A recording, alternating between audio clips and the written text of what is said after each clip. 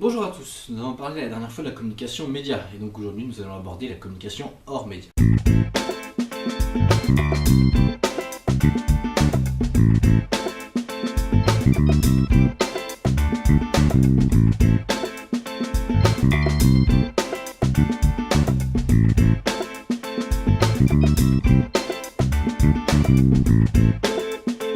La dernière fois, nous avons évoqué donc la communication média. Nous avions également défini la communication comme le regroupement des actions de publicité, de marketing direct et de promotion des ventes.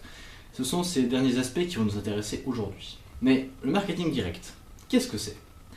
Le marketing direct regroupe toutes les actions de communication personnalisées ou individualisées, ayant pour but de susciter une réponse à plus ou moins long terme de la part du destinataire, qui est le client en général. Vous avez déjà, j'imagine, donné votre adresse mail à des sites comme La Redoute, par exemple, ou Micromania.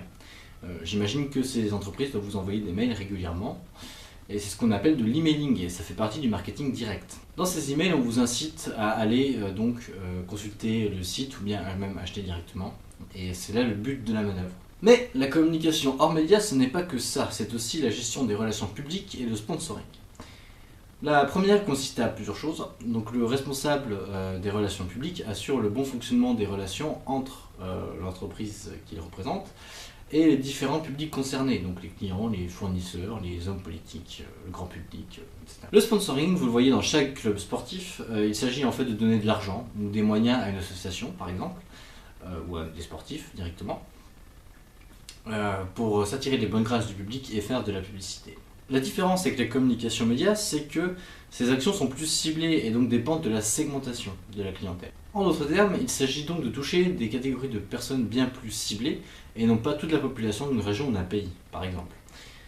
Les actions de communication hors médias coûtent souvent plus cher, évidemment, dû à la personnalisation du message, mais sont aussi plus rentables en termes d'acquisition et de fidélisation des clients.